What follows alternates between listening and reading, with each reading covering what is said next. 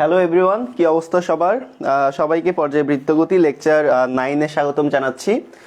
আশা করি তোমরা সবাই ভালো আছো এবং সুস্থ আছো। সবাই একটু দ্রুত চলে আসো, আর সবাই আমার কথা ক্লিয়ার শুনতে পাচ্ছ কিনা আর বোর্ড ক্লিয়ার দেখা যাচ্ছে কিনা একটু জানাও। ওকে, সবাই কথা ক্লিয়ার শুনতে পাচ্ছ কিনা আর বোর্ড ক্লিয়ার দেখা যাচ্ছে কিনা জানাও। আজকে আমরা পর্যায়বৃত্ত গতির খুব গুরুত্বপূর্ণ একটা ম্যাথ করব, প্লাস আমরা প্রিভিয়াস ক্লাসের মধ্যে হচ্ছে শক্তি সরল ছলিত স্পন্দনের ক্ষেত্রে শক্তি নিয়ে আলোচনা করছিলাম। সো আজকে ওভারঅল পুরো জিনিসটা ওভারভিউ করে আজকে শেষ করে দিব। সো তোমরা সবাই আমার কথা ক্লিয়ার শুনতে পাচ্ছ কিনা আর বোর্ড ক্লিয়ার দেখা যাচ্ছে কিনা জানাও। আর যারা যারা এখনো আসে নাই একটু ফ্রেন্ডদেরকে মেনশন করে দাও দ্রুত। আমরা খুব শীঘ্রই ক্লাসটা শুরু করে দিব। সবাই একটু ফাস্ট চলে আসো। যারা যারা আসসালামু আলাইকুম জানিয়েছো সবাইকে ওয়ালাইকুম আসসালাম। এই চ্যাপ্টারটা লাস্টের দিকে বাট আমাদের অনেক ম্যাথ করতে হবে, রাইট? সো আমাদের আজকে যদি আমরা শক্তির নিত্যতা সেরে ফেলি তাহলে আমাদের থিওরি হয়তো আর দুইটা ক্লাসে শেষ হয়ে যাবে। আর দুইটা ক্লাস আমরা ম্যাথ করব, তাহলে এনাফ। ওকে, সো একটু চলে আসো দ্রুত।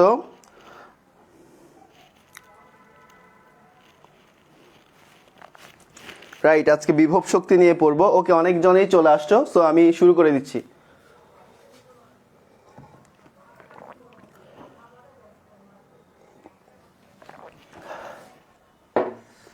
ওকে, না বোর্ডের গুলা লেখার দরকার নাই। বোর্ডে যে লেখাগুলো দেখতে পাচ্ছ এগুলো হচ্ছে মলিকুলার ফিজিক্স, সেগুলো তোমাদের এখন লাগবে না। এগুলাতে ফিজিক্স কেমিস্ট্রি মিক্সচার আছে, এগুলো লেখার দরকার নেই, এগুলো তোমাদের পড়ানো ভাইয়া। ওকে,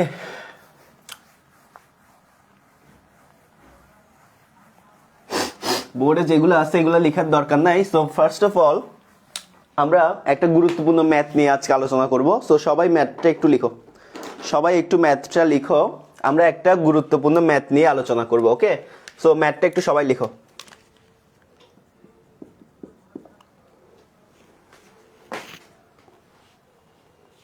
ধরো পৃথিবীর ব্যাস বরাবর একটি সুড়ঙ্গ খনন করা হলো। ম্যাথটা কিন্তু খুবই গুরুত্বপূর্ণ, অনেক কিছু বোঝার আছে। সুড়ঙ্গ খনন করা হলো, রাইট? যেটা আদৌ সম্ভব না, রাইট? পৃথিবীর ব্যাস বরাবর একটা সুড়ঙ্গ খনন করা হলো, এটা ধরে নিবা তুমি, এটা অ্যাজাম করে নিবা, এটা অ্যাকচুয়ালি পসিবল না। ওকে, একটি বস্তুকে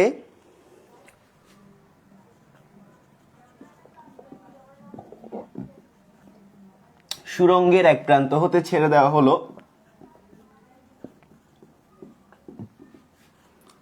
সুড়ঙ্গের এক প্রান্ত হতে ছেড়ে দেওয়া হলো।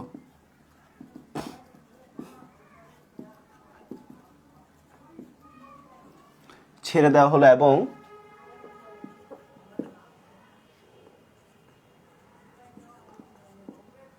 বস্তুটি একটি বিশেষ গতিতে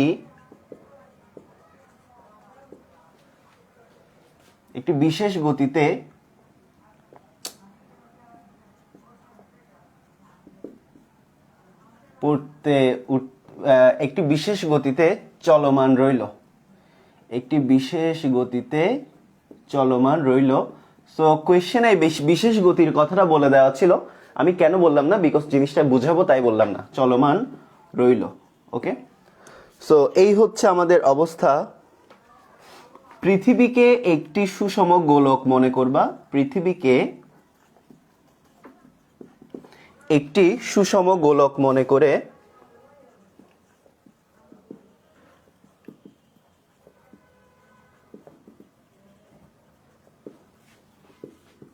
এবং বাধাদানকারী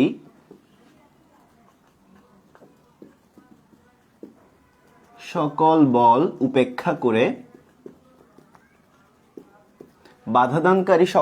উপেক্ষা করে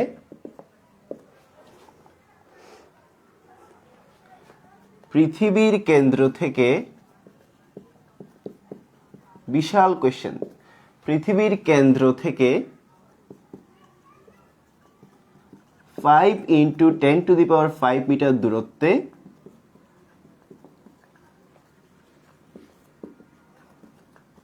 বস্তুটির ত্বরণ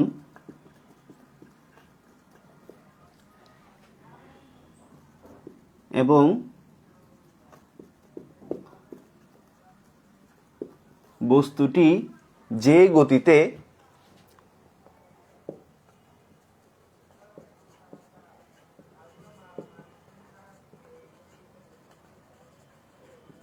দুলতে থাকবে সেই দোলনের পর্যায়কাল কত?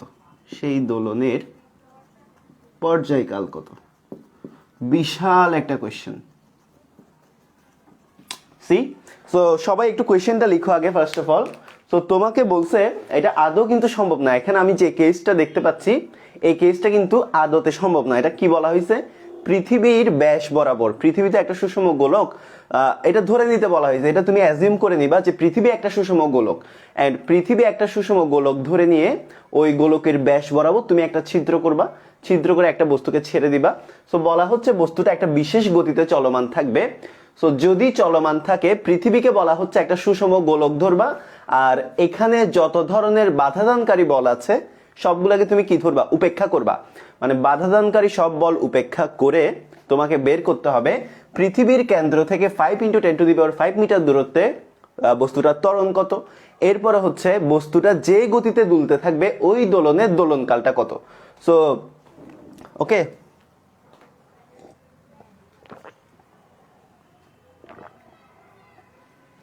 সো এটা লিখে রাখো। এটা বুয়েট এডমিশন টেস্ট 16-17 আসছিল। ওকে, লিখে রাখো, এটা লিখে রাখো। এটা হচ্ছে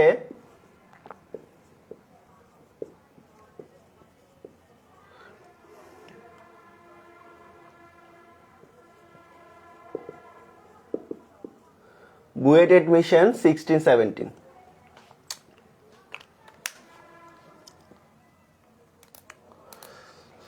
প্রশ্ন লেখা হইলে সবাই ডান লিখো, তারপর আমি বোঝানো স্টার্ট করব।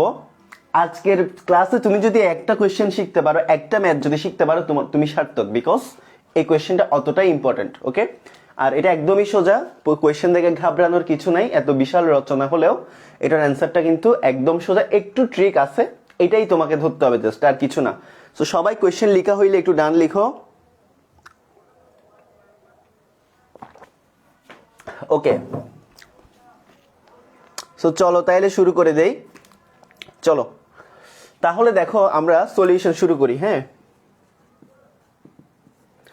সো ফার্স্ট অফ অল পৃথিবীর ব্যাস বরাবর একটা সুড়ঙ্গ খনন করতে বলা হচ্ছে। এগুলো সব হচ্ছে তোমার অ্যাজাম্পশন, এগুলো কখনো বাস্তবে সম্ভব না, রাইট? সো আমি ধরে নিলাম। আরেকটা জিনিস বলা হলো যে পৃথিবীকে একটা সুষম গোলক মনে করতে হবে, পৃথিবীকে একটা সুষম গোলক মনে করতে হবে, রাইট?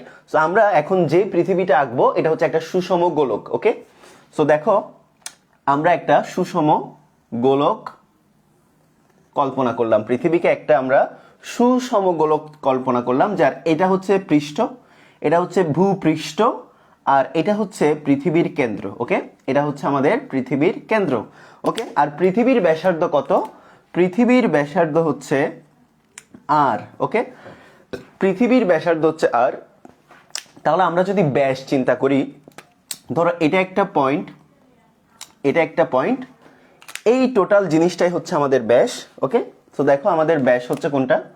এই যে এই বরাবর আমরা একটা সুড়ঙ্গ খনন করলাম, ব্যাস বরাবর আমরা পৃথিবীর ব্যাস বরাবর একটা সুড়ঙ্গ খনন করলাম, মানে কেন্দ্র দিয়ে যে যেটা যাবে এটাই তো ব্যাস, তাই না? সো আমরা এই কেন্দ্র বরাবর একটা কি করলাম? ছিদ্র করলাম, এখানে একটা ছিদ্র করলাম। সো এখান থেকে একটা বস্তুকে কি করলাম আমি, দেখো একটা বস্তুকে আমি এক প্রান্ত থেকে ফেলে দিলাম, মানে পৃথিবীর ব্যাস বরাবর একটা সুড়ঙ্গ খুঁড়ে এক প্রান্তের ছিদ্রে আমি একটা বস্তুকে ছেড়ে দিলাম। তো ফার্স্ট অফ অল তোমাকে একটা জিনিস বুঝতে হবে যে পৃথিবীর ব্যাস বরাবর একটা সুড়ঙ্গ খুঁড়ে যদি তুমি একটা বস্তুকে ছেড়ে দাও, বস্তুটা কোন ধরনের গতি মেনটেন করবে ওই জিনিসটা ফার্স্ট অফ অল তোমাকে বুঝতে হবে। তো দেখো তুমি যখন প্রথমে বস্তুটাকে ছেড়ে দিছো তখন কি হচ্ছে দেখো তো, বস্তুটা একটা সার্টেন ভেলোসিটি নিয়ে কি হতে থাকবে, পড়তে থাকবে না, বস্তুটা একটা সার্টেন ভেলোসিটি নিয়ে পড়তে থাকবে। Okay fine.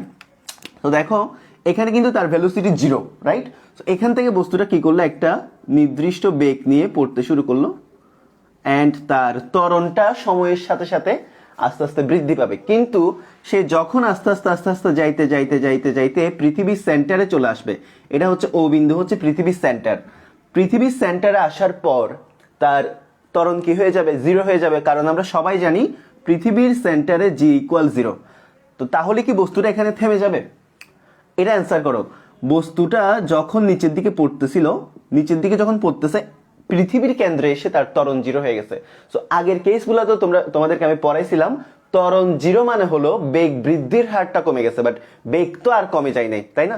ত্বরণ 0 হয়ে গেছে, অভিকর্ষ ত্বরণ 0, তার মানে তোমার বেগ বৃদ্ধির হারটা কমে গেছে, কিন্তু তোমার গতি জড়তা তো রয়েছে বস্তুটার মধ্যে, right?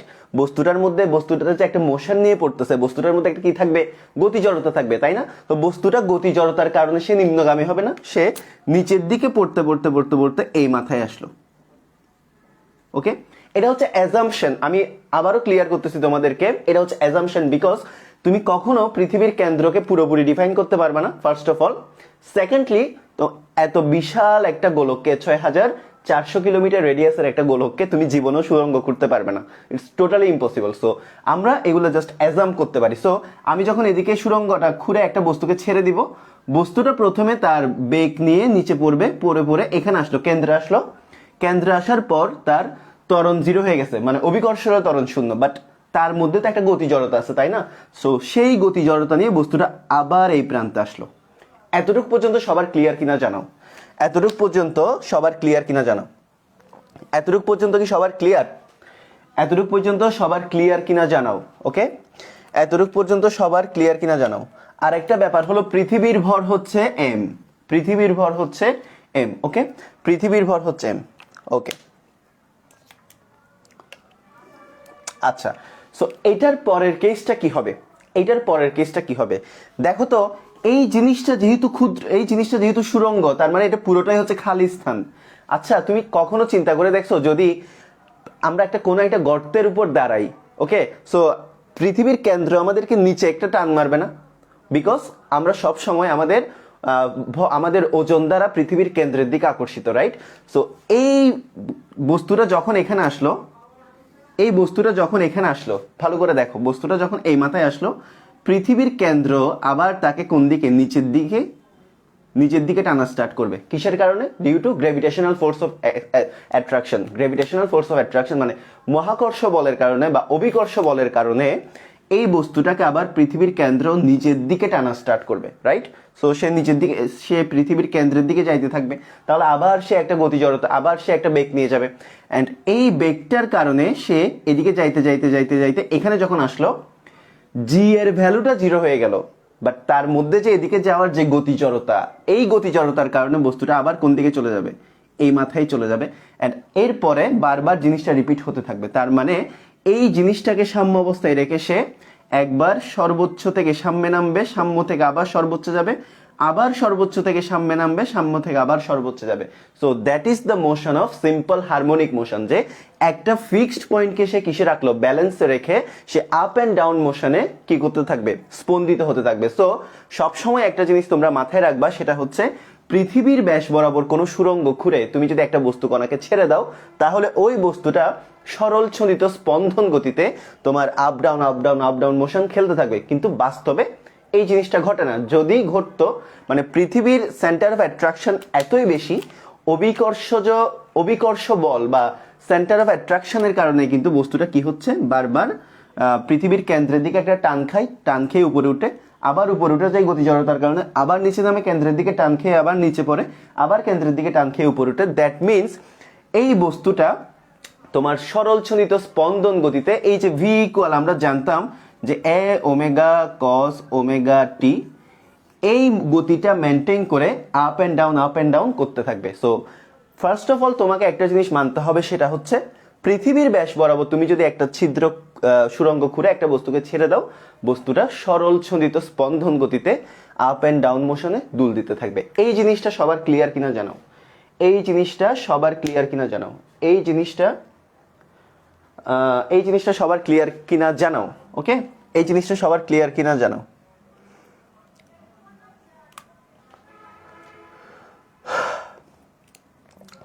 So first of all, এই যে আমরা একটা বিশেষ গতি লিখছিলাম এখানে, এই বিশেষ গতিটা হলো আসলে সরল ছন্দিত স্পন্দন গতি। ওকে, এই বিশেষ গতিটা হলো সিম্পল হারমোনিক মোশন।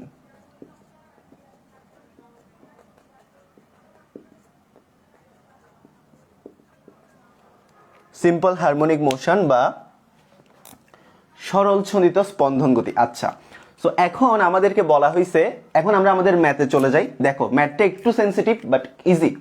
একটু দেখো, পৃথিবীর কেন্দ্র থেকে 5 × 10⁵ মিটার দূরত্বে বস্তুটার ত্বরণ কত বের করতে বলা হয়েছে। অ্যান্ড বস্তুটা আমরা ইতিমধ্যে জেনে গেলাম, এটা সিম্পল হারমোনিক মোশন বা সরলছন্দিত স্পন্দন গতিতে দুল দিতে থাকবে। সো এই সরলছন্দিত স্পন্দনের পর্যায়কাল কত, সেই জিনিসটা আমাদের বের করতে হবে। সো আমরা ধরে নিব পৃথিবীর কেন্দ্র থেকে সেই কাঙ্ক্ষিত দূরত্বটা হচ্ছে, পৃথিবীর কেন্দ্র থেকে সেই কাঙ্ক্ষিত দূরত্বটা হচ্ছে, ধরো এটাই হচ্ছে আমাদের সেই কাঙ্ক্ষিত দূরত্ব, যেটা আমরা আর দিয়ে ডিনোট করতে পারি, রাইট? যেটাকে আমরা কি দিয়ে ডিনোট করতে পারি? আর দিয়ে। যে আর এর ভ্যালুটা হচ্ছে 5 × 10⁵ মিটার। সো আমরা ধরে নিলাম, মনে করি পৃথিবীর কেন্দ্র থেকে আর দূরত্বে জি এর ভ্যালু বের করতে হবে। ওকে, সো লিখো, মনে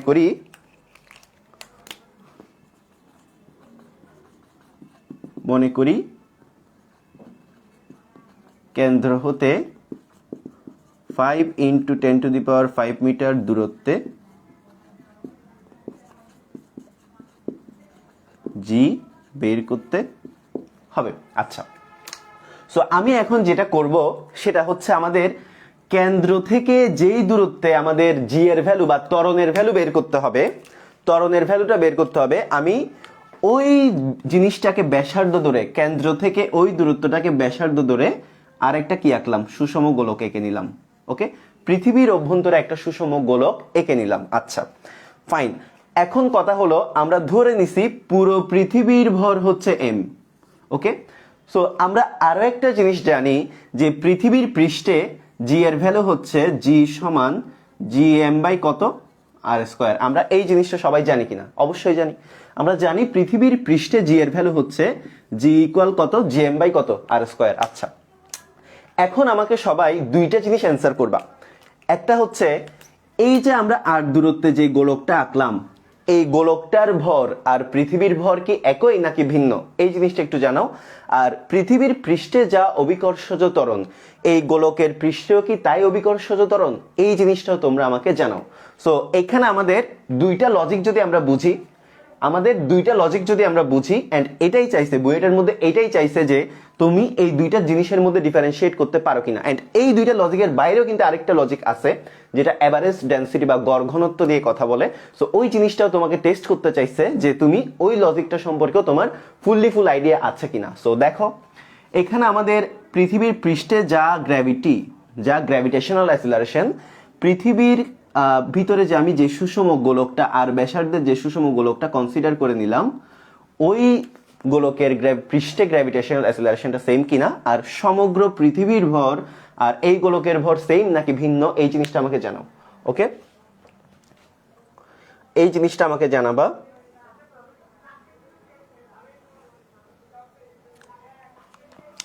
ওকে, ডিফারেন্ট, ভেরি গুড। বিকজ পুরো পৃথিবীর যা ভর, পৃথিবীর ভিতরে আমি যে সুষম গোলকটা কল্পনা করে নিছি, ওই গোলকটার ভর তা হবে না, তাহলে ভিন্ন হবে। সো ধরে নিলাম আমরা ওই গোলকটার ভর হচ্ছে M prime.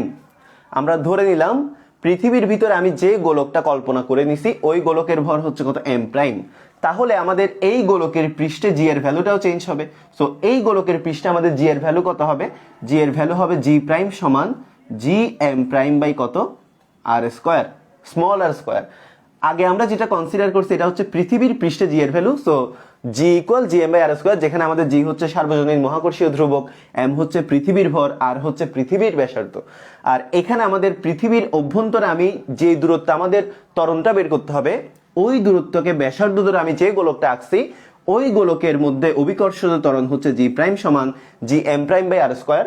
Okay, so M প্রাইমটা হচ্ছে কি, আমি যেই গোলকের পৃষ্ঠে অভিকর্ষজ ত্বরণ বের করছি ওই গোলকটার ভর, আর আমাদের আর হচ্ছে কি ওই সুষম গোলকটার মানে পৃথিবীর অভ্যন্তরে ওই সুষম গোলকটার ব্যাসার্ধ। সো এই জিনিসটা সবার ক্লিয়ার কিনা জানাও, এই জিনিসটা সবার ক্লিয়ার কিনা জানাও। ওকে, এই জিনিসটা সবার ক্লিয়ার কিনা, এই জিনিসটা সবার ক্লিয়ার কিনা জানাও। এটা আমাদের একটা মোস্ট ইম্পর্টেন্ট পার্ট গেল, আর একটা মোস্ট ইম্পর্টেন্ট পার্ট আমাদের বাকি আছে। সো ওই জিনিসটাতে আমরা যাব আস্তে আস্তে। সো এতটুকু কি সবার ক্লিয়ার?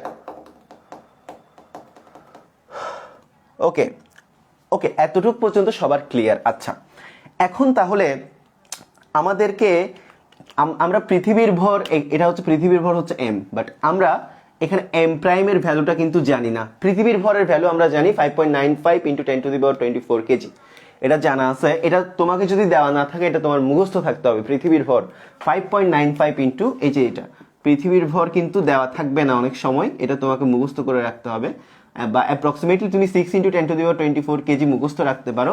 আর একটা ব্যাপার হলো পৃথিবীর ব্যাসার্ধ 6400 কিলোমিটার, দেওয়া না থাকলে কিছু করার নেই, তোমাকে এগুলো মুখস্থ রাখতে হবে। আচ্ছা ফাইন। সো আমাদেরকে we have to find out the value of m prime, মানে আমি ভিতরে যে সুষম গোলকটা চিন্তা করছি ওই সুষম গোলকটার ভর কত সেই জিনিসটা আমাকে বের করতে হবে। তাহলে আসো, আমরা সবাই জানি ভর সমান আয়তন গুণ ঘনত্ব, রাইট?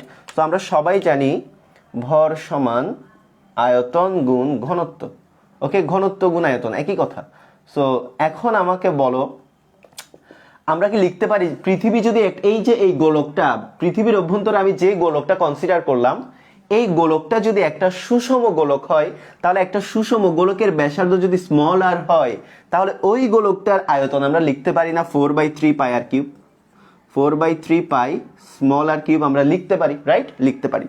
আচ্ছা, এখন আমাদের বলো, এখন আমাদের এই কনসেপ্টটা নিয়ে একটু ট্রিকে পড়তে, একটু ঝামেলায় পড়তে হবে। এখন সমগ্র পৃথিবীর একটা ঘনত্ব আছে, এখন সমগ্র পৃথিবীর ঘনত্ব আর এই গোলকটার ঘনত্ব কি একই নাকি ভিন্ন, ওই কথাটাই আমার কোয়েশ্চেন। সমগ্র পৃথিবীর যা ঘনত্ব এই গোলকের কি তাই ঘনত্ব নাকি ভিন্ন ঘনত্ব, এই জিনিসটা দেখি সবাই জানো। তোমাদের মতামত জানতে চাচ্ছি যে সমগ্র গোলকের যা ঘনত্ব মানে পুরো পৃথিবীর যা ঘনত্ব, পৃথিবীর অভ্যন্তরে আমি যেই জিনিসটা কনসিডার করলাম ওই জিনিসটার ঘনত্ব একই নাকি ভিন্ন, এই জিনিসটা সবাই জানো। So that is the trick. এইটাই তোমাকে ওরা টেস্ট করছে যে তুমি এই জিনিসটা বুঝতে পারো কিনা। ডেনসিটি মানে হচ্ছে কি? ডেনসিটি মানে হচ্ছে কন্টিনিউয়াস মাস ডিস্ট্রিবিউশন পার ইউনিট, তোমার পার ইউনিট ভলিউম, মানে প্রতি একক আয়তনে মাস ডিস্ট্রিবিউশনটাই হচ্ছে কি ডেনসিটি। আর এই রোটা হচ্ছে কি পৃথিবীর ঘনত্ব বলতে অ্যাকচুয়ালি কি ধরা হয়, পৃথিবীর অ্যাভারেজ ডেনসিটি বা গড় ঘনত্ব, মানে সমগ্র পৃথিবীতে কন্টিনিউয়াস মাস ডিস্ট্রিবিউশনটা পার ইউনিট ভলিউমে কত, প্রতি একক আয়তনে ভরটা কত, কন্টিনিউয়াস মাস ডিস্ট্রিবিউশন। সো তুমি যখন সমগ্র পৃথিবী যখন কনসিডার করে ফেলছো, সমগ্র পৃথিবী যখন কনসিডার করে ফেলছো, সো সমগ্র পৃথিবীর একটা অ্যাভারেজ ডেনসিটি তুমি জানো, সমগ্র পৃথিবীর একটা কন্টিনিউয়াস মাস ডিস্ট্রিবিউশন তুমি জানো। সো তার মধ্যে একটা গোলক যদি তুমি কনসিডার করে নাও, ওই গোলকটাও তো আলটিমেটলি পৃথিবীটারই অংশ, তাই না? সো গোলকটা যদি আলটিমেটলি পৃথিবীর অংশ হয়, তাহলে এই গোলকের ঘনত্ব নতুন করে চেঞ্জ হওয়ার সুযোগ নেই, বিকজ পুরো পৃথিবীতে যা পার ইউনিট ভলিউমে কন্টিনিউয়াস মাস ডিস্ট্রিবিউশন, এই গোলকটার মধ্যেও কিন্তু মাস ডিস্ট্রিবিউশনটা একই, চেঞ্জ হওয়ার কোনো সুযোগ নেই, মানে প্রতি একক আয়তনে ভরটা চেঞ্জ হওয়ার সুযোগ নেই, কারণ এই গোলকটাও কিন্তু সমগ্র পৃথিবীটার একটা ক্ষুদ্র অংশ, রাইট? সো আমাদের এই গোলকের ঘনত্ব আর পৃথিবীর ঘনত্বের মধ্যে কোনো গড় মিল থাকা সম্ভব না। আমাদের এই গোলকের ঘনত্ব যা পৃথিবীর ঘনত্বের সমান, পৃথিবীর ঘনত্ব যা এই গোলকের ঘনত্ব তা। তুমি সিম্পলি চিন্তা করে দেখো পানির ঘনত্ব কত, পানির ঘনত্ব হচ্ছে 1000 KG, 1000 kilogram per metre cube. তাহলে তুমি চিন্তা করে দেখো, তুমি যদি একটা সমুদ্রে, তুমি যদি একটা পুকুরের পানি নাও, তুমি যদি একটা পুকুর দেখাই দিয়ে বলো এই পুকুরের পানির ঘনত্ব কত, সে 1000 কিলোগ্রাম পার মিটার কিউব। এখন তুমি ওই পুকুর থেকে যদি এক বালতি পানি তুলে নাও, তো ওই বালতির পানির ঘনত্ব কত, তাহলে তাও সেম হবে 1000 কেজি পার মিটার কিউব। তুমি তো আর বলতে পারবে না দুইটার মধ্যে ভরের চেঞ্জের কারণে ঘনত্ব চেঞ্জ হয়ে গেছে, ব্যাপারটা এমন না, উপাদানের উপর ঘনত্ব ডিপেন্ড করে। ওকে, সো ব্যাপারটা হচ্ছে এরকম, যেহেতু এই গোলকটা পৃথিবীটারই একটা উপাদান, সো এই গোলকের ঘনত্ব আর পৃথিবীর ঘনত্ব একই, কারণ কন্টিনিউয়াস মাস ডিস্ট্রিবিউশনটা কিন্তু পার ইউনিট ভলিউমে সেম হয়ে গেছে, আলটিমেটলি এটা পৃথিবীর একটা অংশ। সো এই জিনিসটা আশা করি সবাই বুঝতে পারছো, দ্যাট ইজ দ্য ট্রিক। এটাই হচ্ছে আমাদের ট্রিক। সো আমাদেরকে বের করতে হবে পৃথিবীর গড় ঘনত্ব কত, আমাদেরকে বের করতে হবে পৃথিবীর গড় ঘনত্ব কত। সো আমরা একটা জিনিস সবাই জানি, পৃথিবীর ভর সমান রো ইন্টু ভি। পৃথিবীর ভর সমান হচ্ছে কি, ভর সমান আয়তন গুণ ঘনত্ব, যেখানে ক্যাপিটাল এমটা হচ্ছে পৃথিবীর ভর, রোটা হচ্ছে পৃথিবীর গড় ঘনত্ব, ভিটা হচ্ছে পৃথিবীর আয়তন, ভিটা হচ্ছে আমাদের পৃথিবীর আয়তন। এবার তোমরা আমাকে একটা কথা বলো, এই সুষম গোলকটার ভর আর পৃথিবীর ভর ভিন্ন, কিন্তু এই সুষম গোলকটার ঘনত্ব আর পৃথিবীর ঘনত্ব একই। এখন আমার কোয়েশ্চেন হলো, এই সুষম গোলকটার, অভ্যন্তরীণ সুষম গোলকটার আয়তন আর পৃথিবীর আয়তন একই নাকি ভিন্ন? এই জিনিসটা আমাকে জানাও। এই সুষম গোলকটার আয়তন আর পৃথিবীর আয়তন কি একই হবে নাকি ভিন্ন হবে? এই জিনিসটা তোমরা আমাকে জানাও। ওকে,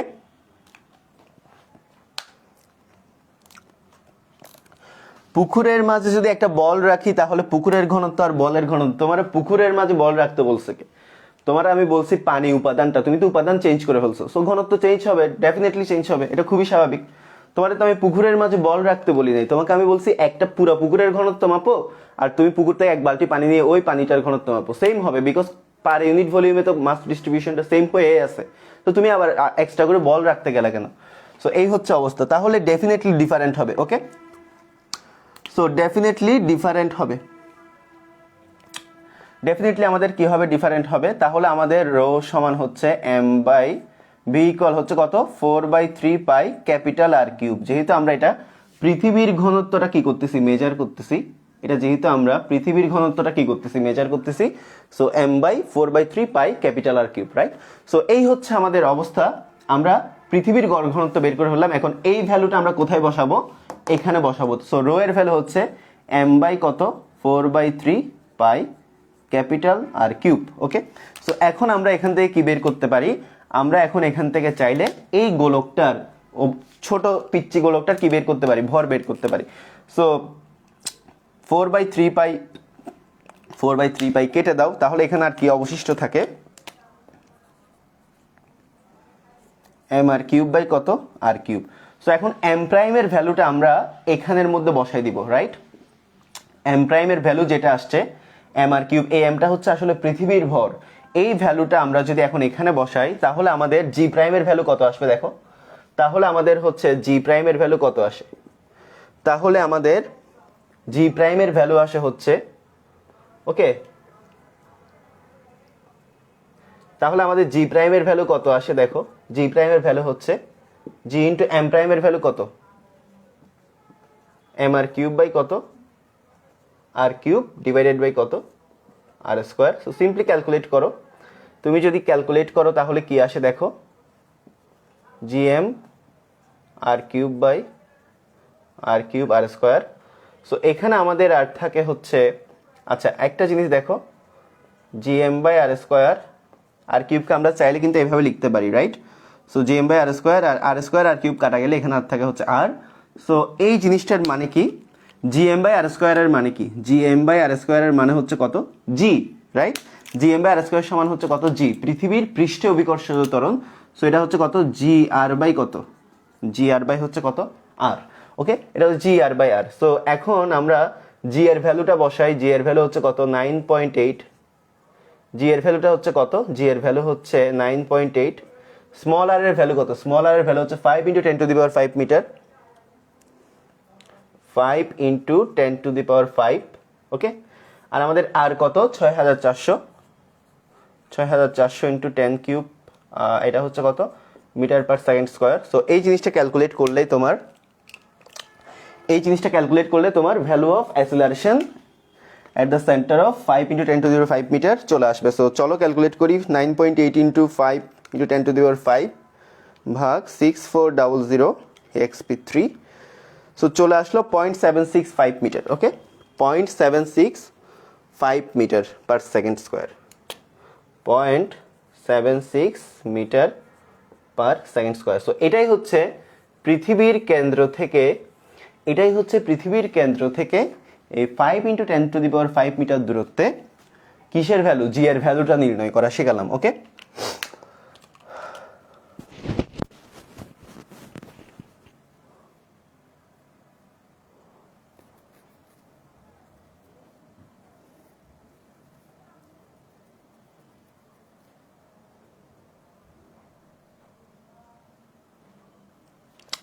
এখানে মহাকর্ষ সূত্র ডেফিনেটলি ব্যবহার করতে হবে, বিকজ এটা আমি কিন্তু কোয়েশ্চেনের মধ্যে একটা ট্রিক দিয়ে দিছি, বিশেষ গতি। So you have to proof ওই বিশেষ গতিটা কি, ওই বিশেষ গতিটাই হচ্ছে simple harmonic motion. So you have to proof that is a simple harmonic motion.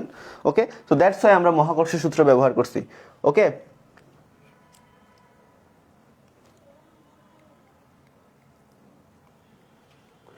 So এখন এই যে এতটুকু সবার ক্লিয়ার কিনা, এতটুকু কি সবার ক্লিয়ার, এতটুকু কি সবার লেখা শেষ? আমরা নেক্সট পার্টটা করে ফেলি, যেই গতিতে দুলতে থাকবে তার দোলনের পর্যায়কাল কত, ওই জিনিসটাও বের করে ফেলি। ওকে, দোলনের পর্যায়কালটা কত ওই জিনিসটাও আমাদের বের করতে হবে। সো ফাস্ট লিখো, একটু ফাস্ট লিখো।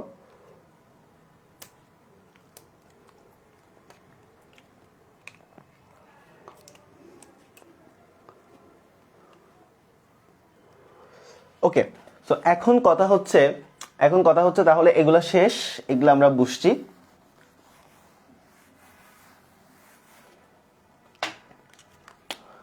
তাহলে এখন একটা জিনিস দেখো, সো এটা যেহেতু আমরা বুঝাই গেছি যে এটা সিম্পল হারমোনিক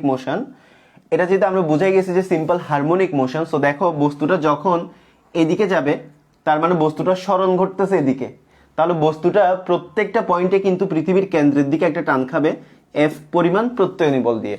একটা বস্তু যখন কেন্দ্র থেকে আর দূরত্বে উপরের দিকে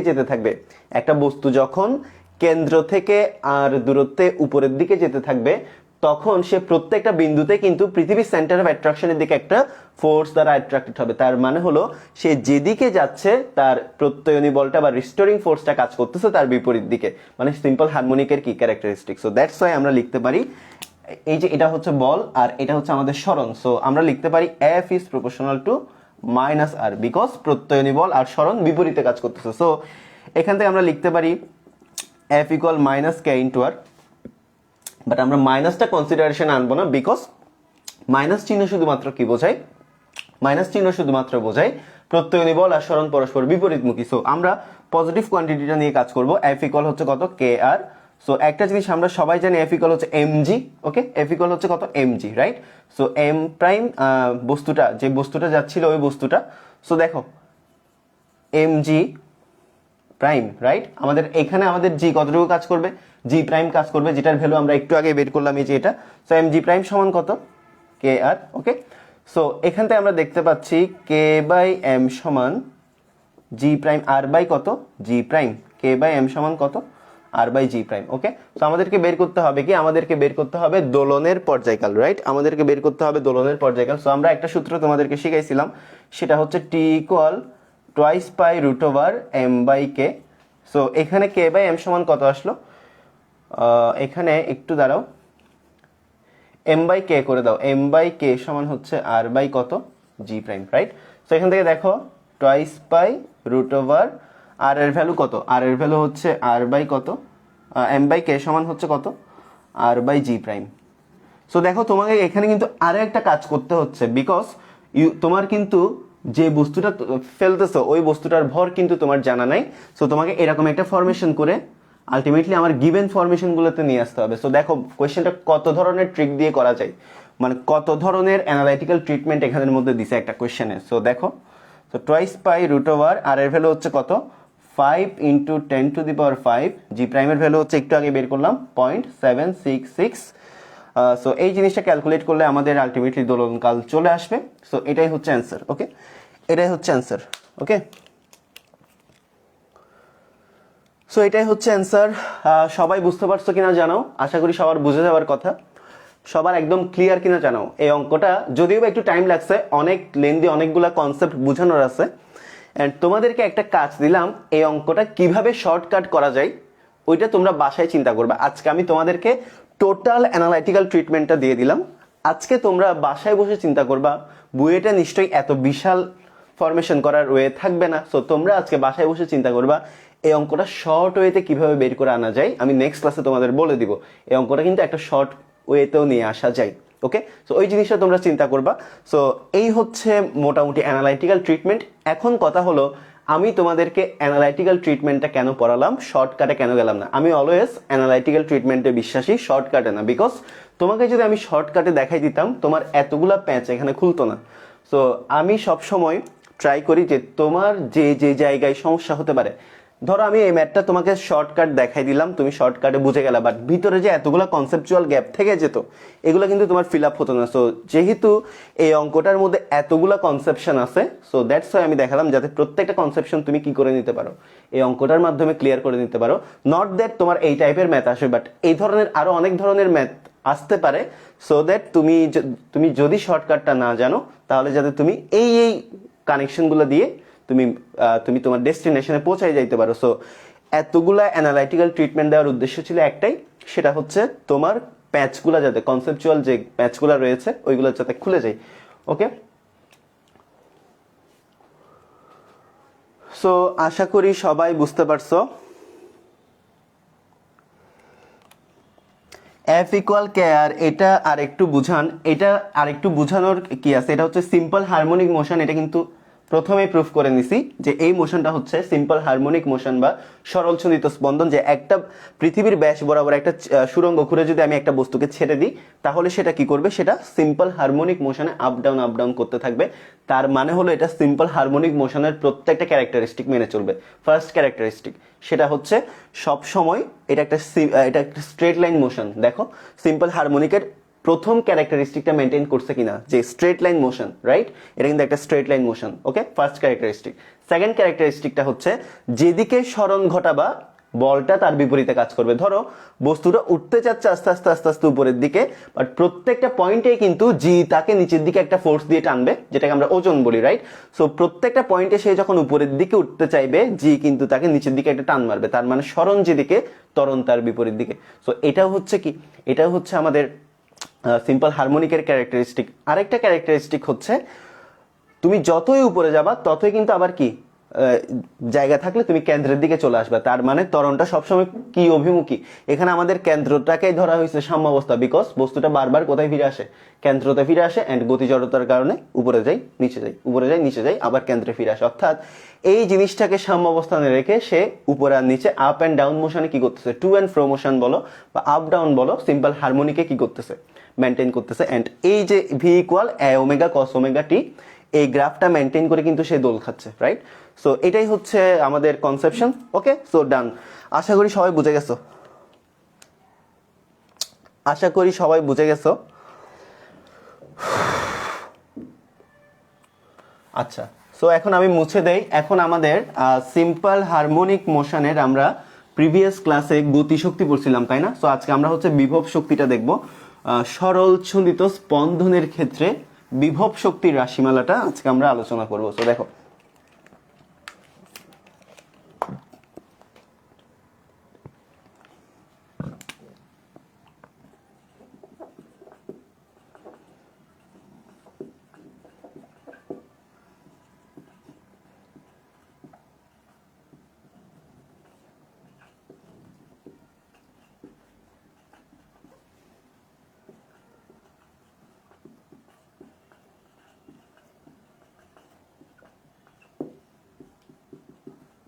সো আজকে আমরা হচ্ছে সরল ছন্দিত স্পন্দন গতি সম্পন্ন কোনো কণার বিভব শক্তি নিয়ে কি করব, আলোচনা করব। সো দেখো, সরল ছন্দিত স্পন্দন গতি সম্পন্ন কোনো কণার বিভব শক্তি। ওকে, সো সরল ছন্দিত স্পন্দন গতি সম্পন্ন কোনো কণার বিভব শক্তি।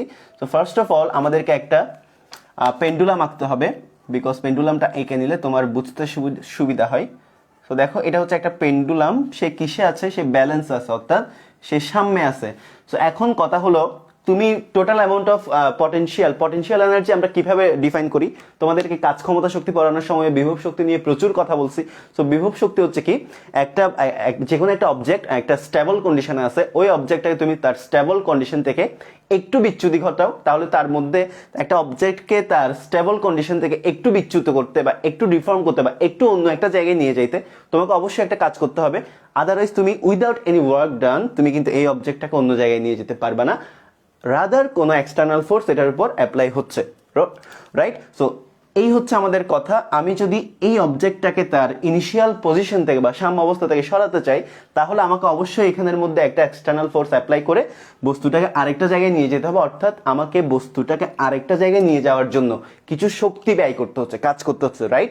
সো এই কাজটাই বস্তুটার মধ্যে পটেনশিয়াল হিসেবে স্টোর থাকবে, অ্যান্ড ওই অ্যামাউন্ট অফ এনার্জিটাই হচ্ছে পটেনশিয়াল এনার্জি, রাইট? সো আমরা সরলছন্দিত স্পন্দন গতির ক্ষেত্রে বিভব শক্তিটা কি বুঝবো? তো আমরা সিম্পলি বুঝবো সরলছন্দিত স্পন্দন গতি সম্পন্ন কোনো কণাকে তার সাম্যাবস্থান থেকে যে কোনো একটা নির্দিষ্ট উচ্চতা পর্যন্ত বা যে কোনো একটা নির্দিষ্ট সরণ পর্যন্ত সরাতে যে কৃত কাজটা হবে সেই কৃত কাজটাই হচ্ছে কি বিভব শক্তি। তো সে ধরো আমরা ও বিন্দু থেকে বস্তুটাকে কোথায় নিয়ে গেলাম, সে আমরা এখানে নিয়ে আসলাম।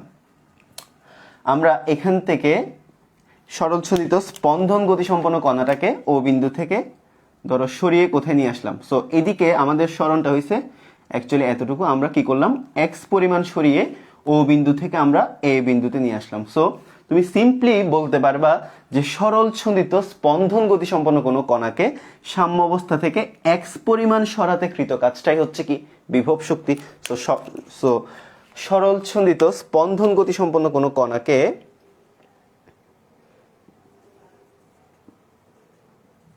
সরলছন্দিত স্পন্দন গতি সম্পন্ন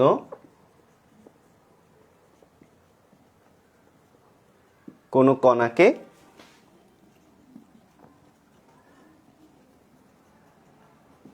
সাম্য অবস্থা থেকে এক্স পরিমাণ সরাতে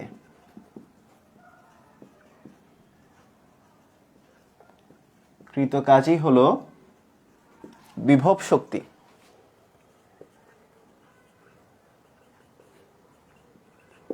এই জিনিসটা সবার ক্লিয়ার কিনা বলো? সরলছন্দিত স্পন্দন গতি সম্পন্ন কোনো কণাকে সাম্য অবস্থান থেকে এক্স পরিমাণ সরাতে কৃত কাজটাই হচ্ছে আমাদের বিভব শক্তি। এই জিনিসটা সবার ক্লিয়ার কিনা বলো? এই জিনিসটা সবার ক্লিয়ার কিনা বলো? ওকে,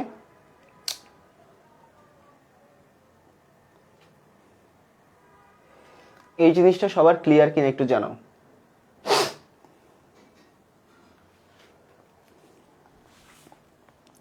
সরলছন্দিত স্পন্দন গতি সম্পন্ন কোনো কণাকে সাম্য অবস্থান হতে এক্স পরিমাণ সরাতে কৃত কাজটাই হচ্ছে বিভব শক্তি। এই জিনিসটা আশা করি সবার ক্লিয়ার।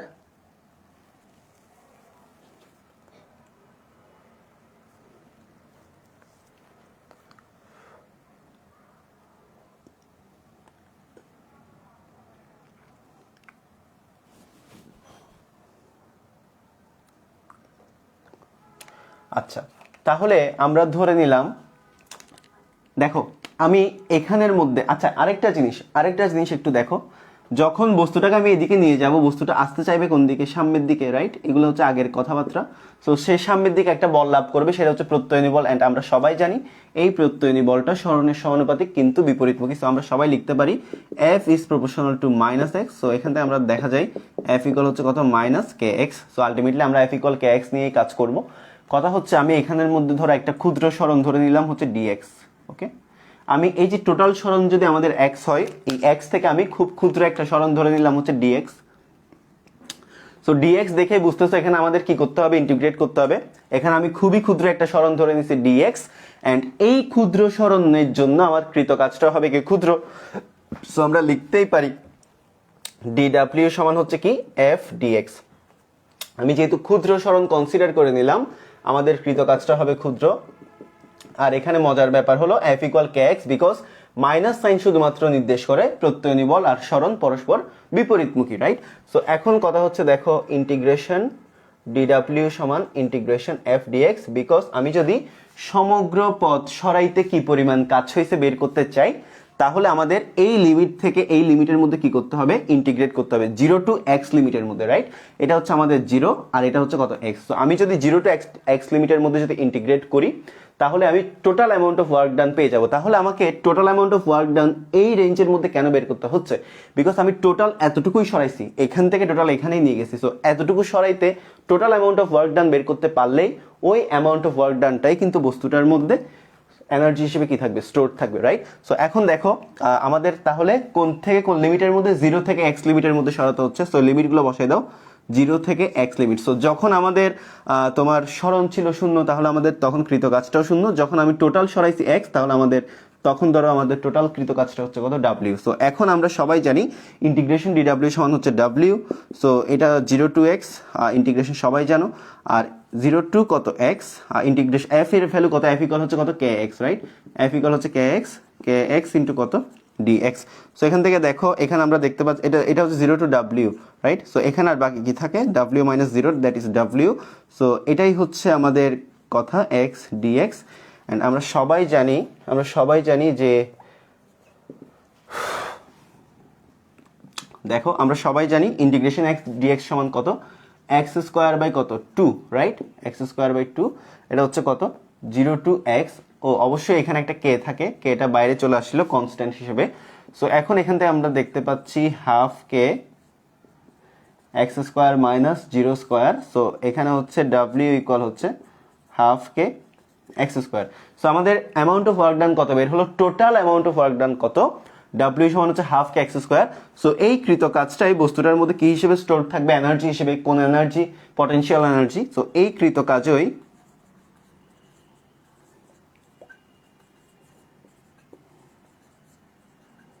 বস্তুর মধ্যে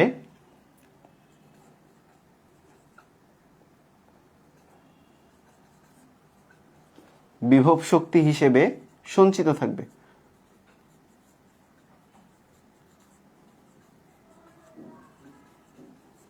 রাইট? সো এই কৃত কাজে বস্তুটার মধ্যে বিভব শক্তি হিসেবে কি থাকবে, সঞ্চিত থাকবে। তাহলে এখন আমরা লিখতে পারি so therefore W equal E P equal হচ্ছে কত হাফ কে এক্স স্কোয়ার। সো এখন আরো একটা ব্যাপার আছে এখানে। সো আমরা পাই গেলাম কত, ইপি সমান হচ্ছে হাফ কে এক্স স্কোয়ার। আবার কে এর একটা ভ্যালু আছে, আমরা সবাই জানি ওমেগা স্কোয়ার সমান হচ্ছে কত K by M. So therefore আমাদের কে এর ভ্যালু হচ্ছে কত M omega square. So therefore আমরা লিখতে পারি ইপি সমান half M omega square X square. So যখন তোমার যে সূত্র ইউজ করা লাগে, যদি ইউজ করা লাগে এটা করবা, এটা ইউজ করা লাগলে এটা করবা। সবাই বুঝতে পারছো কিনা জানো? ওকে, যখন যেটা ইউজ করা লাগে তখন তুমি সেটা ইউজ করবা। সবার ক্লিয়ার কিনা জানো?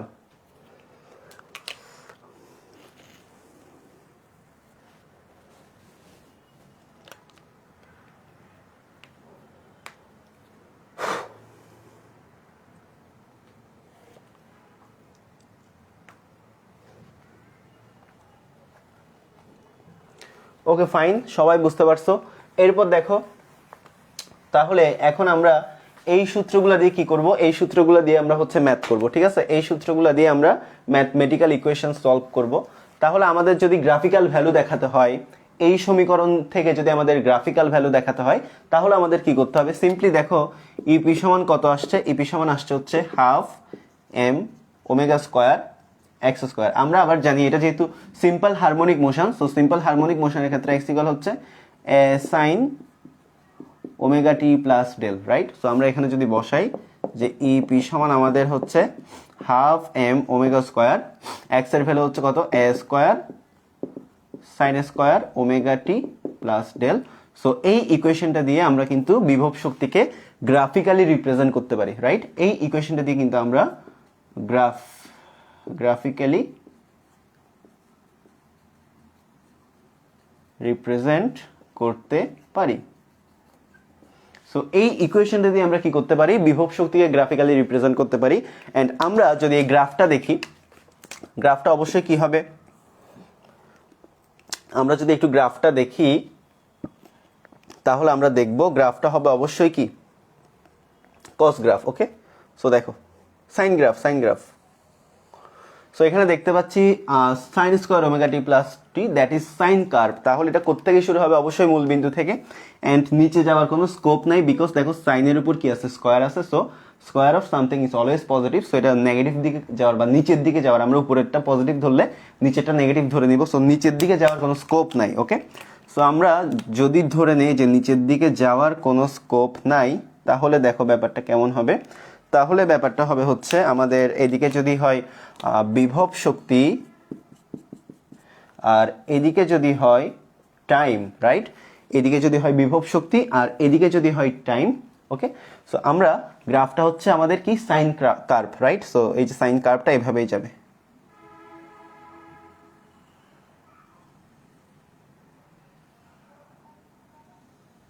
ওকে, সো এইভাবেই যাবে। সো যেখানে আমাদের এই ভ্যালুটা হচ্ছে কত 0, এই ভ্যালুটা হচ্ছে কত 0, অ্যান্ড এটা হচ্ছে কত t/4, অ্যান্ড এই ভ্যালুটা হচ্ছে t/2, এই ভ্যালুটা হচ্ছে 3t/4, অ্যান্ড এই ভ্যালুটা হচ্ছে কত t। এগুলো আগেও তোমাদেরকে পড়ানো হয়েছে, সো এগুলো আশা করি সবাই বুঝতে পারছো। সো এটা হচ্ছে আমাদের বিভব শক্তি ভার্সেস টাইম গ্রাফ। সো তোমরা তোমরা এখন আশা করছি সবাই সেম খাতাতে লিখতেছো, প্রিভিয়াস ক্লাসটা যেই খাতায় হয়েছিল। তো তোমরা আগের গতিশক্তির একটা গ্রাফ পড়াইছিলাম অ্যান্ড গতিশক্তির একটা equation পড়াইছিলাম, গতিশক্তির mathematical equation plus গতিশক্তির graphical equation. এখন পড়ালাম বিভব শক্তির ম্যাথমেটিক্যাল ইকুয়েশন, বিভব শক্তির গ্রাফিক্যাল ইকুয়েশন। সো দুইটার সাথে একটু কি করে নাও, কম্পেয়ার করে নাও। সো সবার ক্লিয়ার কিনা জানো? ওকে, সবার ক্লিয়ার কিনা জানো? সবার ক্লিয়ার কিনা জানাও?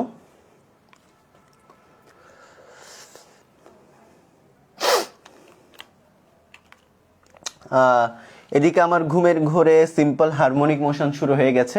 সো ঘুমের মধ্যে যার সিম্পল হারমোনিক মোশন হচ্ছে, তুমি মোশনটা একটু ফাস্ট করো, একটু ফাস্ট করো, তাহলে দেখবা ঘুম চলে যাবে। কারণ তুমি মোশন যখন ফাস্ট করবা, যেটাকে তুমি ব্যালেন্স ধরতেছো বা যেটাকে তুমি সাম্য অবস্থায় ধরতেছো, ওইখানেই যখন বারবার বাড়ি খাবা তখন তোমার ঘুম অটো চলে যাবে। ওকে, সো প্যারা নিও না। যদি ঘুমের ঘোরে সিম্পল হারমোনিক মোশন শুরু হয়ে যায়, ওটা please continue this motion. Okay, please continue this motion too much fast. So দেখবা তখন ঘুম আস্তে আস্তে চলে যাবে। সবার ক্লিয়ার কিনা?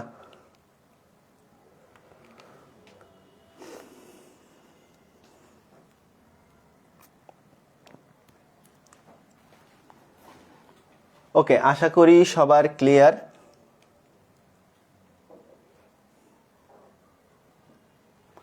ওকে, তাহলে এখন আমরা হচ্ছে গতিশক্তির গ্রাফ দেখলাম, বিভব শক্তির গ্রাফ দেখলাম।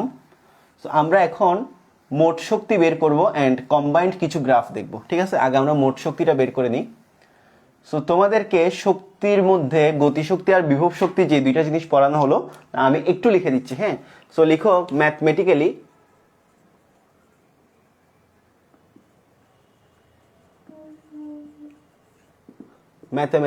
আমাদের গতিশক্তি কত? ম্যাথমেটিক্যালি আমাদের গতিশক্তি ইকে সমান হচ্ছে half M omega square A square minus X square, and আমাদের বিভব শক্তি হচ্ছে কত? Half M omega square X square, right? So আরও কিছু লেখা যায় গ্রাফিক্যালি দেখো।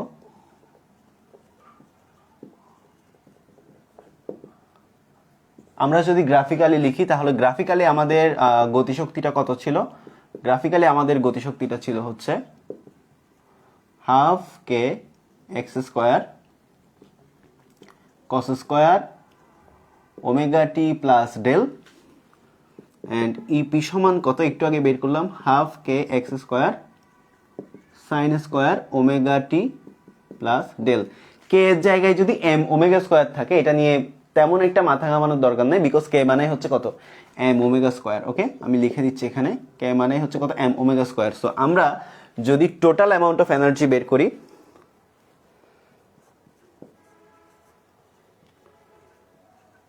টোটাল অ্যামাউন্ট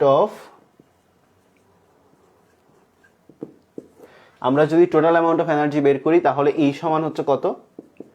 ইপি প্লাস কত? ইকে, রাইট?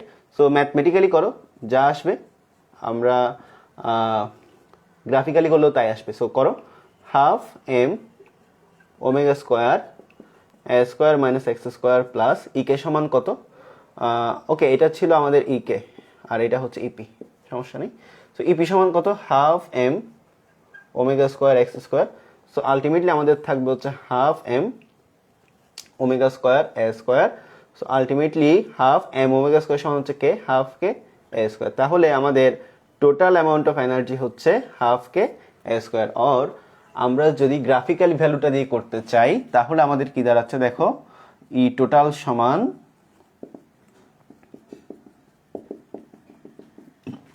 তো সিম্পলি করো, এখানে ইপি এর ভ্যালু কত? হাফ কে x square sine square omega T plus del plus half কে x square cos square omega T plus del. ওকে, সো তুমি যদি হাফকে এক্স স্কোয়ার কমন নাও তাহলে দেখতে পাচ্ছি sine square omega T plus del plus cos square omega T plus del, right? So এটা হচ্ছে common নিলে। So এখন আমাকে বলো sine square theta plus cos square theta সমান হচ্ছে 1।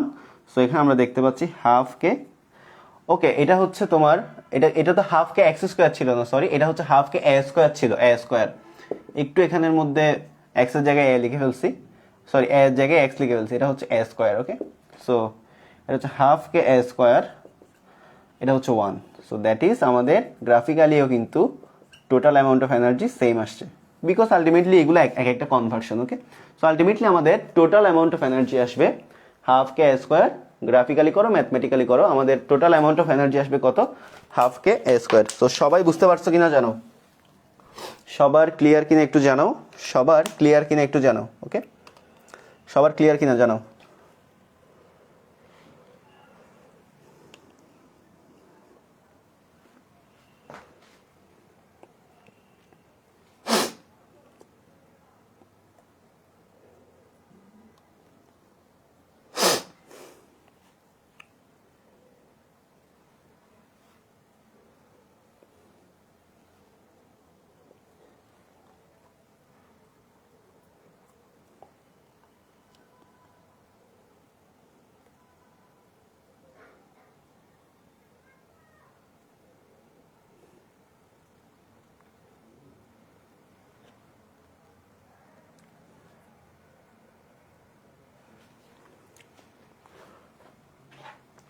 আশা করি সবার ক্লিয়ার।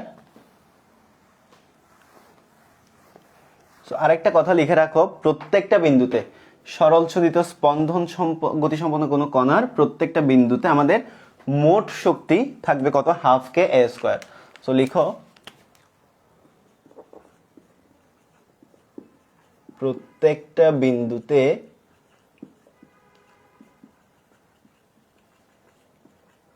মোট শক্তি হাফকে এ স্কোয়ার।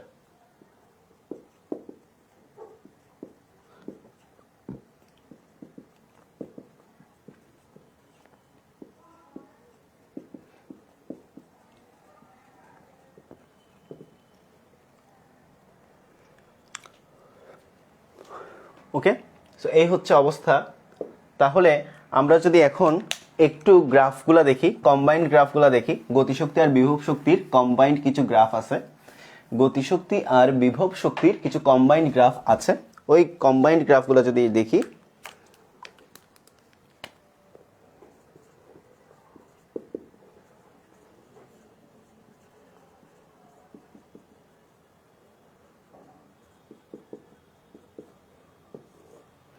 আমরা যদি কম্বাইন্ড গ্রাফগুলো দেখি, ইপিইকে কম্বাইন, সবাই কয়টা ক্লাস লাগবে করতেছো, তাহলে আমি এতটুকুতে স্টপ করে দিই। তোমাদের যদি মনে হয় যে স্প্রিং পড়ার দরকার নাই, উলম্ব স্প্রিং এর দোলন পড়ার দরকার নাই, আনুভূমিক স্প্রিং এর দোলন পড়ার দরকার নাই, তাহলে আমি এতটুকুতে স্টপ করে দিব। মানে কয়টা ক্লাস লাগবে কন্টিনিউয়াসলি করে যাচ্ছ, তো জিনিসগুলো তো পড়াই শেষ করতে হবে, তাই না?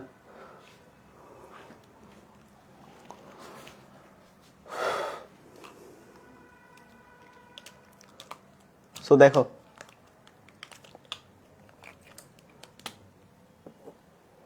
সো আমরা যদি কম্বাইন্ড গ্রাফটা যদি দেখি, কম্বাইন্ড গ্রাফের দিকে যদি একটু তাকাই,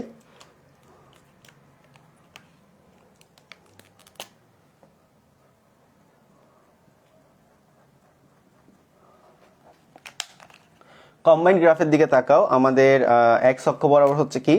এক্স অক্ষ বরাবর হচ্ছে টাইম, এক্স অক্ষ বরাবর হচ্ছে টাইম টি, আর আমাদের ওয়াই অক্ষ বরাবর হচ্ছে কি? ওয়াই অক্ষ বরাবর আমরা রাখবো হচ্ছে ইপি এন্ড ইকে। আমরা এক্স অক্ষ বরাবর হচ্ছে টি আর ওয়াই অক্ষ বরাবর হচ্ছে ইপি আর ইকে। তাহলে এখন দেখো আমাদের ইপি এর ইকুয়েশন কি ছিল? ইপি সমান আমরা সবাই জানতাম ইপি সাইন কার্ভ মেনটেন করে। তাহলে আমাদের গ্রাফটা ছিল কিরকম দেখো, আমাদের গ্রাফটা ছিল হচ্ছে এই যে এরকম।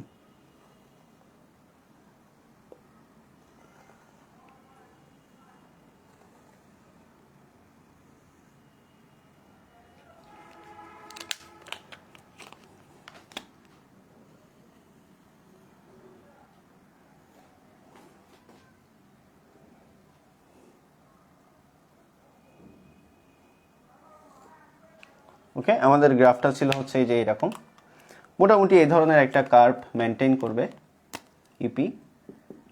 ওকে,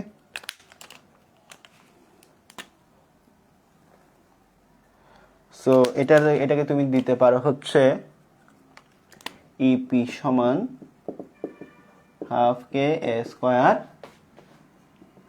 sign square omega T plus del.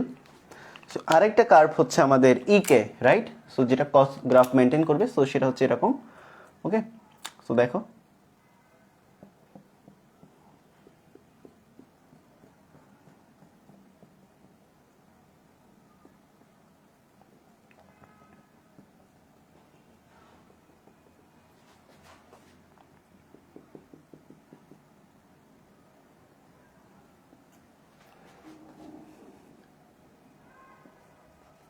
তো যেটা আমাদের ই কে সমান হচ্ছে হাফ কে এ square cos square omega T plus del. ওকে,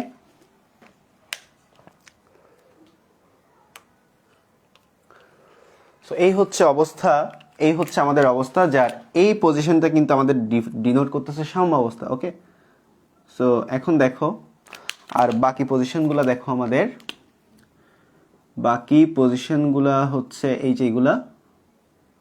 ওকে, বেটার হয় আমি হচ্ছে, আচ্ছা দরকার নেই, লাগবে না। সো দেখো এই যে এই পজিশনগুলো তুমি জাস্ট চিহ্নিত করে দাও।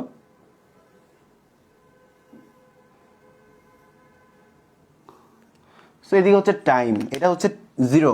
ওকে, আর এটা হচ্ছে কত, t/4, এটা হচ্ছে কত 3t/4, এটা হচ্ছে t, এটা কত 5t/4, এটা হচ্ছে কত 6t/4, দ্যাট ইজ এটা কত হবে আলটিমেটলি 3t/2, এটা হচ্ছে কত 7t/4।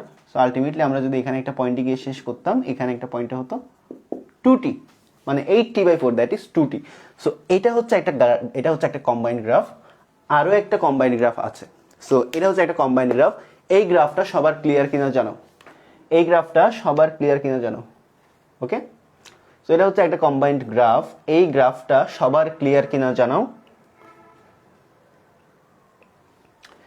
এই গ্রাফটা সবার ক্লিয়ার কিনা জানাও।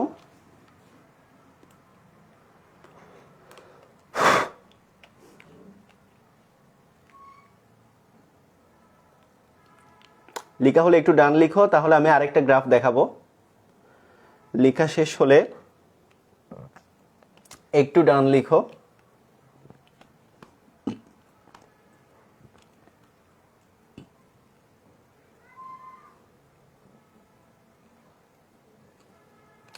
আচ্ছা, এখানে একটা টার্ম আমি মিস করে গেছি, t/2 টার্মটা মিস করে গেছি। যে বলছো তাকে অনেক অনেক ধন্যবাদ। t/2 টার্মটা আমি মিস করে গেলাম। ওকে, সো একটু দেখো এই যে এটা হচ্ছে t/2, এরপর এটা হচ্ছে 3t/4, এটা হচ্ছে t। ওকে, 0 t/4 t/2 3t/4 t, এটা হচ্ছে কত 5t/4, এটা হচ্ছে কত 3t/2, মানে 6t/4 আর কি। ওকে, সো থ্যাঙ্কস অ্যালট। এরপর এভাবে চলতে থাকবে 7t/4 8t/4 9t/4 10t/4, এভাবে চলতে থাকবে। সো আশা করি সবাই বুঝতে পারছো। আরেকটা কম্বাইন্ড গ্রাফ দেখো,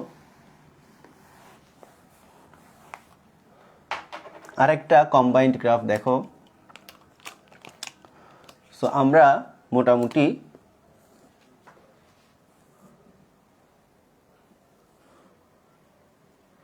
এই জিনিসটাকে x=0 কনসিডার করে নিলাম। ওকে, দেখো আমি এখানে দুইটা প্যারালাল লাইন টানলাম, এখানে একটা পারপেন্ডিকুলার জিনিস দিলাম। সো এখানে x=0 ধরে নিলাম, আর যেই আমি প্যারালাল লাইনগুলো টানলাম, এটা হচ্ছে মাইনাসে, এটা হচ্ছে প্লাসে, মানে ম্যাক্সিমাম পজিশন।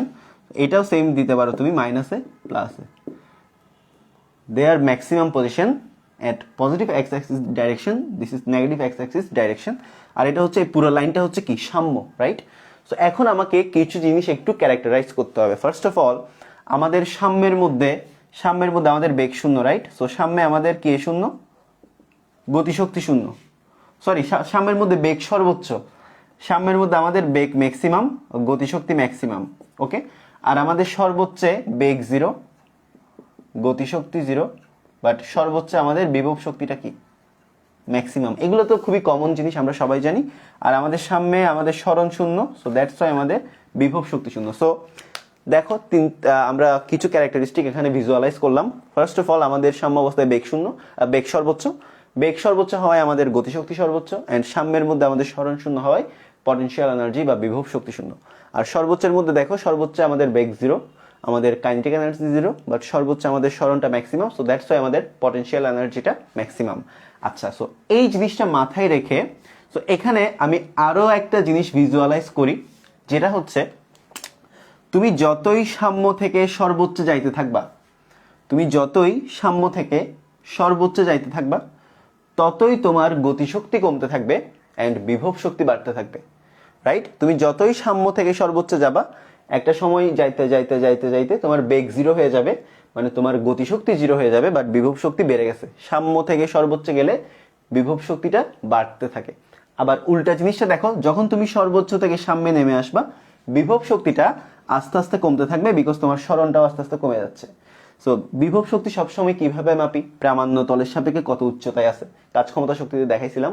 তো তুমি যতই সর্বোচ্চ থেকে সামনের দিকে নেমে আসবা, প্রামাণ্য তলের সাপেক্ষে উচ্চতাটা কমে যাচ্ছে, সো দ্যাটস ওয়াই তোমার বিভব শক্তিটা কমে যাচ্ছে। বাট ম্যাক্সিমাম মিনিমাম পজিশনে বা সাম্য অবস্থায় এসে তোমার ভেলোসিটিটা হচ্ছে ম্যাক্সিমাম, তার মানে এখানে কাইনেটিকটা ম্যাক্সিমাম। সো এই জিনিসটা মাথায় রাখবা, সাম্য থেকে সর্বোচ্চ যাও, গতিশক্তি কমবে, বিভব শক্তি বাড়বে। সর্বোচ্চ থেকে সামনে নেমে আসো, বিভব শক্তি কমবে, গতিশক্তি বাড়বে, মানে ভাইস ভার্সা, উল্টাটা। তাহলে এখন ওই জিনিসটা মেনটেন করে আমরা যদি গ্রাফটা প্লট করি এখানে, ওই জিনিসটা মেনটেন করে আমরা যদি গ্রাফটা প্লট করি, তাহলে ব্যাপারটা কি হচ্ছে দেখো। এগুলো হচ্ছে আমাদের সর্বোচ্চ অবস্থা, রাইট? এই যে এটা একটা রেক্ট্যাঙ্গেল, চিন্তা করলে রেক্ট্যাঙ্গেলের কর্নারগুলো হলো, প্রত্যেকটা রেক্ট্যাঙ্গেলের কর্নার হচ্ছে কি আমাদের সর্বোচ্চ অবস্থা, আর এটা হচ্ছে কি, এটা হচ্ছে আমাদের সাম্য, রাইট? সো এখন আমি যদি দেখো, সর্বোচ্চ থেকে যদি সাম্যে নামি, সর্বোচ্চ থেকে সাম্যে নামলে কে কমে যাচ্ছে? সর্বোচ্চ থেকে সাম্যে নেমে আসলে বিভব শক্তি কমে যাচ্ছে না? সো দেখো, সর্বোচ্চ থেকে সাম্যে নামলে বিভব শক্তি কমে যায়, সর্বোচ্চ থেকে সাম্যে নামলে বিভব শক্তি কমে যায়, রাইট? সো এই যে দেখো জিনিসটা, সর্বোচ্চ থেকে যখন আমি সাম্যে নেমে আসলাম, বিভব শক্তিটা কমে গেল। সো একটু সুন্দর করে দিবা প্যারাবোলিক ইকুয়েশনগুলা। সো এটা হচ্ছে প্যারাবোলা, এগুলো হচ্ছে প্যারাবোলিক ইকুয়েশন বলা হয়, পরাবৃত্তাকার সমীকরণ, কণিকা তোমরা পড়ছো। দেখো, সর্বোচ্চ থেকে যখন সামনে নেমে আসি, বিভব শক্তিটা কমে যাচ্ছে। সো এটা হচ্ছে আমাদের কার গ্রাফ? এটা হচ্ছে আমাদের বিভব শক্তির গ্রাফ, ইপি। সো এই প্যারাবোলাটা কি ডিফাইন করতেছে? কাকে ডিফাইন করতেছে? ইপি কে ডিফাইন করতেছে, মানে পটেনশিয়ালকে। অ্যান্ড এই প্যারাবোলাটার ক্যারেক্টারাইজ করলে কি দেখতে পাচ্ছি আমরা? ভিজুয়ালাইজ করলে, এই প্যারাবোলাটা ভিজুয়ালাইজ করলে দেখতে পাচ্ছি, যতই সর্বোচ্চ থেকে সাম্যের দিকে আসতেছি, প্যারাবোলাটা ততই ডাউন আউট হয়ে কোথায় চলে আসতেছে? শূন্যে চলে আসতেছে। তার মানে প্যারাবোলাটার বৈশিষ্ট্যটাই বলে দিচ্ছে যে সর্বোচ্চ থেকে সাম্যের দিকে নেমে আসলে বিভব শক্তি কমে যায়। এই জিনিসটা সবার ক্লিয়ার কিনা জানাও, এই জিনিসটা সবার ক্লিয়ার কিনা জানাও, এই জিনিসটা সবার ক্লিয়ার কিনা জানাও। সাম্য থেকে সর্বোচ্চ থেকে সাম্যে নেমে আসলে তোমার এটা বিভব শক্তি ডিনোট করতেছে, এন্ড বিভব শক্তিটা কমে যাচ্ছে, প্যারাবোলাটা তাই নির্দেশ করতেছে, রাইট? এই প্যারাবোলাটা কিন্তু তাই নির্দেশ করতেছে। ওকে, আরেকটা জিনিস হলো গতিশক্তি। আমি যখন আবার সাম্য থেকে সর্বোচ্চ থেকে কোথায় যাব? সর্বোচ্চ থেকে যখন আমি সাম্যে নামবো, গতিশক্তিটা বাড়বে, রাইট?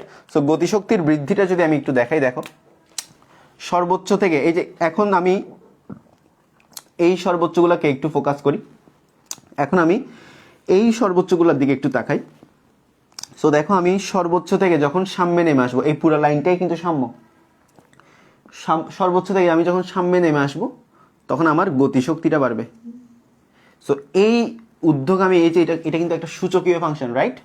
সো এই ফাংশনটা হচ্ছে একটা সূচকীয় ফাংশন, এন্ড এটা ডিনোট করতেছে কি, মানে একটা কার্ভ বাড়তেছে, রাইট? তো সাম্য থেকে যখন আমি কোথায় গেলাম, সর্বোচ্চ নেমে আসলাম, সর্বোচ্চ থেকে আমি যখন সামনে গেলাম, আমার এই কার্ভটা ডিনোট করতেছে, এটা হচ্ছে গতিশক্তি বাড়তেছে, রাইট? সো সেম ভাবে এদিকেও প্রযোজ্য, তুমি শুধু ওই দিক থেকে নেমে আসবে তা না, তুমি এদিক থেকেও নামতে পারো। ওকে, সো এদিক থেকেও যদি তুমি সর্বোচ্চ থেকে সামনে নেমে আসো, তোমার কে বাড়বে? গতিশক্তি বাড়বে। So this is the curve of this is the parabola of kinetic energy. Okay, so এটাও আরেকটা কার্ভ। এটা সবার ক্লিয়ার কিনা জানো? এটা সবার ক্লিয়ার কিনা জানো?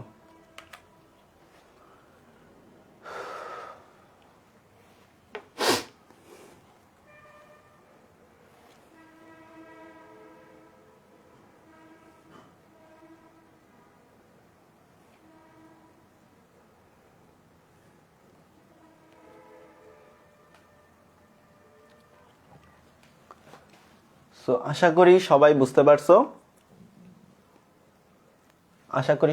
পারছো, ঠিক আছে। তাহলে আমরা এখানে একটা কথা লিখছিলাম, কথাটা হচ্ছে সরল চন্দিত স্পন্দন গতিসম্পন্ন কোনো কণার মোট শক্তি হচ্ছে কত, হাফ কে এ স্কোয়ার। আমরা এখানে একটা কথা লিখলাম, সরল চন্দিত স্পন্দন গতিসম্পন্ন কোনো কণার মোট শক্তি হচ্ছে হাফ কে এ স্কোয়ার। তাহলে একটা মোশন, একটা সিম্পল হারমোনিক মোশন চিন্তা করলে ওখানে অনেকগুলো টাইম হয়। টাইমগুলো কি কি, আমি যদি এই মোশনটা একটু ক্যারেক্টারাইজ করি, সো এই মোশনটার ক্যারেক্টারাইজ তোমাদেরকে দেখাইছিলাম এই যে এইভাবে, যে একটা সাইন কার্ভ মেনটেন করবে। সো এই সাইন কার্ভের প্রত্যেকটা পয়েন্ট যদি দেখি, এটা হচ্ছে কত, এটা হচ্ছে আমার 0, এটা হচ্ছে t/4, এটা হচ্ছে t/2, এটা হচ্ছে কত 3t/4, এটা হচ্ছে কত t। সো বলা হচ্ছে প্রত্যেকটা পয়েন্টে, প্রত্যেকটা টাইমে কিন্তু আমাদের টোটাল অ্যামাউন্ট অফ এনার্জিটা সেম থাকবে। তো সে আমি t/4 টাইমে যদি চিন্তা, তো তোমাদের কাছে বাড়ির কাজ দিলাম, প্রত্যেকটা টাইমে total amount of energy half K A square, এটা প্রমাণ করবা, ঠিক আছে। না পারলে আমি নেক্সট ক্লাসে দেখাবো। সো প্রত্যেকটা টাইমের জন্য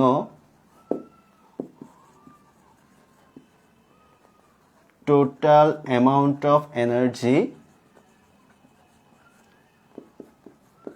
হাফ কে এ স্কোয়ার, এটা SW। এটা বের করে আনবা যে প্রত্যেকটা টাইমের জন্য আমাদের টোটাল অ্যামাউন্ট অফ এনার্জি হচ্ছে হাফ কে, ওকে।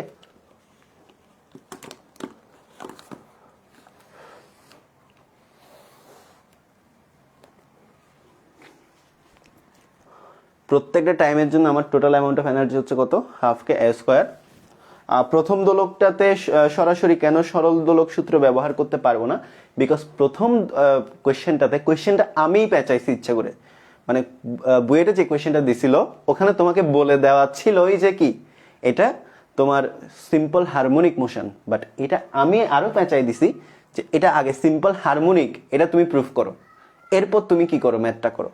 সো এটা পেঁচানোর উদ্দেশ্যই ছিল কি, ওই যে অ্যানালাইটিক্যাল ট্রিটমেন্টগুলো দেওয়া তোমাদেরকে, রাইট। সো এটা পেঁচানোর উদ্দেশ্য ছিল অ্যানালাইটিক্যাল ট্রিটমেন্টগুলো দিয়ে তোমার একদম ভিতরে যে কোর বা মজ্জাটা তোমার মাথার মধ্যে ঢুকাই দেওয়া। সো দ্যাটস ওয়াই দিছি। সো এখানে কথা হচ্ছে তোমাকে যদি বলে দেয় সিম্পল হারমোনিক মোশন মেনটেন করতেছে, তাহলে তুমি একদম শর্টকাট সরল দোলকের সূত্র দিয়ে করে ফেলতে পারবে। বাট তোমাকে যদি স্পেসিফাইড করে না দেয়, তোমাকে যদি মোশনটা স্পেসিফাইড করে না দেয়, তাহলে তোমাকে আগে স্পেসিফাইড করতে হবে what is the motion, what is the characteristic of the motion. তো তোমাকে আগে বের করতে হবে মোশনটা কি, এটা কোন মোশন মেনটেন করে বস্তু কণাটা পড়তেছিল, এটা তোমাকে বের করতে হবে। তো তোমাকে প্রথমে স্পেসিফিকেশনটা বের করে এরপর তোমাকে অ্যানালাইটিক্যাল ট্রিটমেন্টগুলো দিতে হবে। যদি তোমাকে স্পেসিফাই করে দেয়, তাহলে তুমি সিম্পল হারমোনিক মোশনের ল ইউজ করবা, চলে আসবে। সো এই হচ্ছে কথা।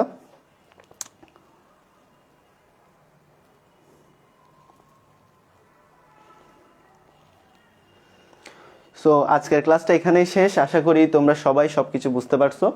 সো সবার সাথে নেক্সট ক্লাসে আবার দেখা হবে। আমরা নেক্সট ক্লাসে নতুন কনসেপ্ট নিয়ে আলোচনা করব। তো সবাই ভালো থাকো, সুস্থ থাকো, শুভরাত্রি সবাইকে।